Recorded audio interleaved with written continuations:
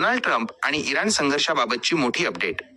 अमेरिकेने इराणच्या त्या 2 अटी नाकारल्या. युद्ध पुन्हा भडकणार, डोनाल्ड ट्रम्प यांचं जगाला धडकी भरवणारं विधान. डोनाल्ड ट्रम्प यांच्या युद्धबंदीच्या घोषणेनंतरही इस्रायलने इराणच्या गॅस ग्रीड आणि विद्युत प्रकल्पांवर हल्ले केले. कुवेतमध्ये मोठे नुकसान. अमेरिकेचे राष्ट्राध्यक्ष डोनाल्ड ट्रम्प यांनी सोमवारी इराणविरुद्ध 5 दिवसांच्या शस्त्रसंधीची घोषणा केली होती. इराण आणि आमच्यात सध्या सकारात्मक चर्चा सुरू आहे, त्यामुळे इराणमधील वीज प्रकल्पांवर पुढील 5 दिवस हल्ले करणार नाही, अशी घोषणा डोनाल्ड ट्रम्प यांनी केली होती. ट्रम्प यांची ही घोषणा एकतर्फी असल्याची चर्चा रंगली होती. मात्र आपल्याच घोषणेला काही तास उलटत नाही, तोच आता डोनाल्ड ट्रम्प यांनी इराणला नवी धमकी दिली आहे. चर्चा निष्फळ झाली तर बॉम्बफेक करू, असं त्यांनी म्हटले आहे. इराणमध्ये सत्तांतर होईल, व्हेनेझुएलाप्रमाणे इराणमध्येही एक नेता शोधला जाईल, असे डोनाल्ड ट्रम्प यांनी म्हटले. मात्र यावेळी ट्रम्प यांनी 15 कलमी कराराचा उल्लेख टाळला. इराणने अणुशस्त्र न बाळगण्यास सहमती दर्शवल्याचा दावा ट्रम्प यांनी केला. मात्र ट्रम्प नेमक्या कोणत्या इराणी नेत्याशी बोलत आहेत ते नाव मात्र त्यांनी उघड केलेले नाही. आम्ही अशा व्यक्तीशी बोलत आहोत ज्याला मी सर्वात आदरणीय आणि खरा नेता मानतो. ते सर्वोच्च नेते नाहीत. त्यांच्याबद्दल कोणीही काहीही ऐकलेले नाही, असं ट्रम्प यांनी म्हटलंय. मोस्तफा खोमेनी यांच्याबद्दल ते म्हणाले की ते जिवंत आहेत की नाही हे देखील आम्हाला माहीत नाही, असे डोनाल्ड ट्रम्प यांनी म्हटले. इराणच्या 2 अटी अमेरिकेने नाकारल्या. अमेरिकेचे राष्ट्राध्यक्ष ट्रम्प इराणसोबत चर्चा झाल्याचा सतत दावा करत आहेत आणि त्या संदर्भात निवेदने जारी करत आहेत. ट्रम्प यांचा दावा आहे की इराणसोबत चांगली चर्चा झाली असून करार होण्याची आशा आहे.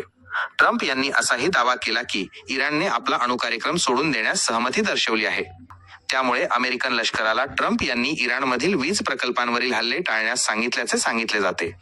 दरम्यान ट्रम्प यांना अटी घालण्याचा कोणताही अधिकार नाही, असं इराणने स्पष्ट केले आहे. इतर देशांच्या माध्यमातून अमेरिकेशी चर्चा सुरू आहे. मात्र अमेरिकेने आमच्या 2 अटी मानण्यास नकार दिलाय, असं इराणने म्हटलंय. 1. नुकसान भरपाई. अमेरिकेने आम्हाला नुकसान भरपाई द्यावी, ही इराणची पहिली मागणी आहे. 2. आक्रमणाची कबुली. अमेरिकेनेच प्रथम आक्रमण केल्याचं कबूल करावं, ही दुसरी मागणी इराणने केली होती.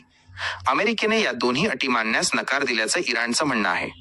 इराणला पूर्ण नुकसान भरपाई मिळेपर्यंत युद्ध सुरूच राहील, असं इराणी लष्कराचे वरिष्ठ अधिकारी मोहसिन रेझाई यांनी म्हटलंय. इराणवरील सर्व आर्थिक निर्बंध हटवले जात नाहीत, तसंच इराणच्या अंतर्गत बाबींत अमेरिका दखल देणं थांबवत नाही, तोवर युद्ध सुरूच राहील, असं इराणने म्हटले आहे. इराणच्या अधिकृत वृत्तसंस्था IRIB ने ट्रम्प यांच्या विधानाला सायकोलॉजिकल ऑपरेशन्स म्हणजेच मानसिक युद्धनीती म्हटलंय. इतकंच नाही तर आपला आक्रमक पवित्रा कायम ठेवत 77वा वेव्ह मिसाईलचा मारा केल्याची खळबळजनक माहिती समोर येत आहे. युद्ध समाप्तीची तारीख आणि मध्यस्थी. अमेरिकेने इराणसोबतचे युद्ध संपवण्यासाठी 9 एप्रिल ही तारीख निश्चित केली आहे. इराणमध्ये जे काही नष्ट करता आले ते सर्व अमेरिकेने नष्ट केल्याचा दावा ट्रम्प यांनी केला आहे. इराणसोबत 15 मुद्द्यांवर एक करार झाला असल्याची माहितीही त्यांनी दिली आहे. मुस्लिम देशांची मध्यस्थी तुर्की, इजिप्त आणि पाकिस्तानच्या प्रतिनिधींनी व्हाईट हाऊसचे दूत स्टीव्ह विटकॉफ यांची भेट घेतली. मुनीर ट्रम्प चर्चा.